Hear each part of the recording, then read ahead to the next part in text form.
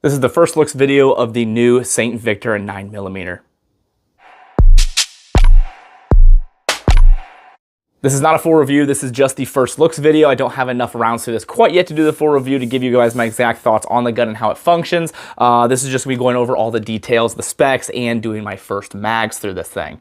Let's get to my relationship with Springfield real quick. They did send me this pre-release, so I was able to get some rounds through this in a video filmed for the release date, which is really cool because I'm able to actually test this pre the release date and get the video made. So for those of you that want to buy them right away, you at least have a video to reference and see some of the details and see how it works beforehand. And then I'll do the full review later.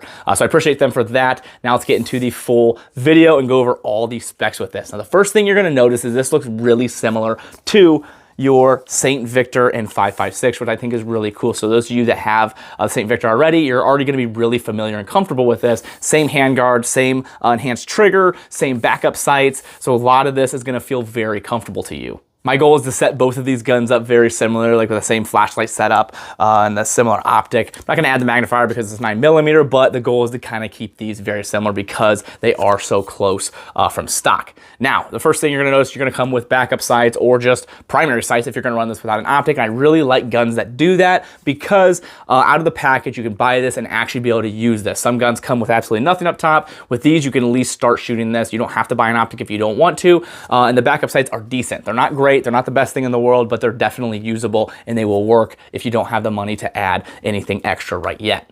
This is a 16-inch 9mm barrel. You got a can on the front to be able to blast everything out front. Your recoil is going to be really similar to what you're already used to if you've ever shot a 9mm carbine. It is, like I always tell people, a lot more than you would expect from a 9mm or a rifle. It's a kind of a weird recoil pattern. It's a little bit different, but again, it's very consistent to any other 9mm I've shot. There's really not much different with this than the others. You're gonna have a 32 round stick magazine. I don't know why they didn't go Glock. There's probably a reason they went this route. I think a lot more people have Glock magazines, but I do think these mags are very durable and they look really sharp in here. And it has 32 rounds, so you have plenty of capacity.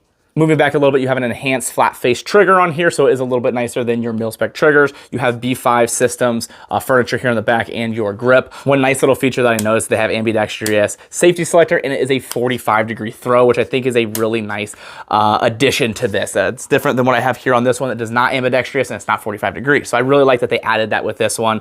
I really like having 45 degrees, just a little bit quicker to manipulate. And the fact that it's ambidextrous, it works for left and right-handed shooters, or if you just want to manipulate it differently. Coming up here to your bolt, this actually has last round hold for your bolt, and I think that's really cool. Some 9mm have issues with that, some of them don't. This one comes with it, so you do have that feature, and I think it's kind of cool is this little tiny dust cover here. So you have a dust cover for your bolt, and that way you don't have any additional stuff getting inside there. You can close that and at least keep this a closed system.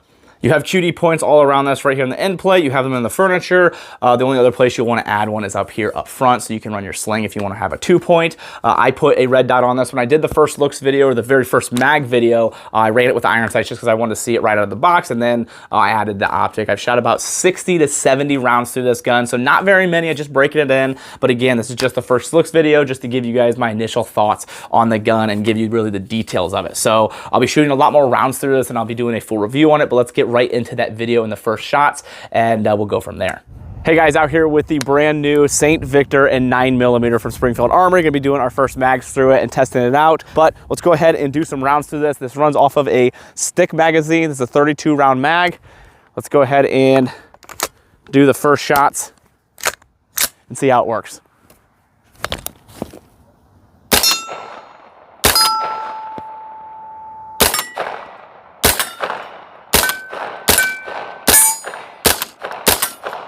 All right, let's go for a little distance there to the 50.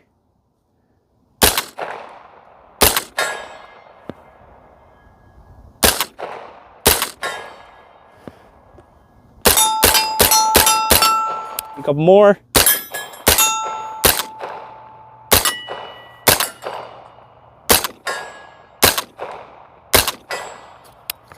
All right, how many more we got?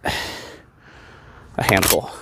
So let's go ahead and burn the last rounds down, see if we can get a really consistent run, and then see if it locks back here. So we got bolt lock back.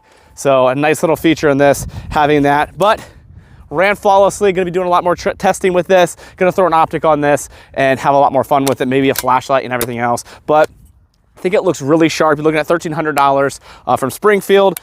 So far, I haven't had any malfunctions or issues with it. Again, I haven't shot very many rounds through it, but hopefully that continues throughout the rest of my testing. I think this is a really nice platform. I think Springfield did a good job. I really look forward to them bringing that barrel down and changing the setup. This is just the first one. I'm sure people are going to be wondering why in the world did they do a 16-inch when they could have done a bunch of different other sizes. This is just the first one. This is just the one they came out with right away. I guarantee they're going to be cutting this barrel down and doing a lot of different things with this system. I'm sure they just want to see how everybody reacted and took to this first setup. And from there, I'm sure they will change things up and make it a lot smaller, because I would really like to have something like an 8 or 7 with a pistol brace and a really cool small package, because I think they have a lot of nice little features on here that would make this a really good platform, especially if it continues to function really well.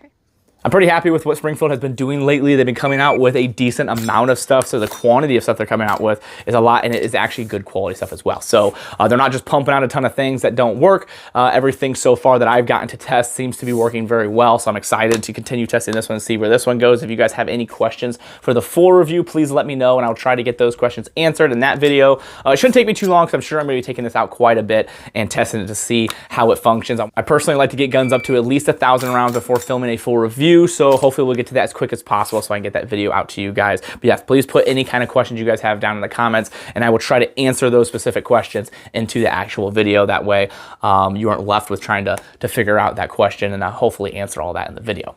If you guys are looking to help out the channel and things I do here, there's a couple ways to do that. Down in the description are some discount codes from companies that I trust, and there's a link to my website.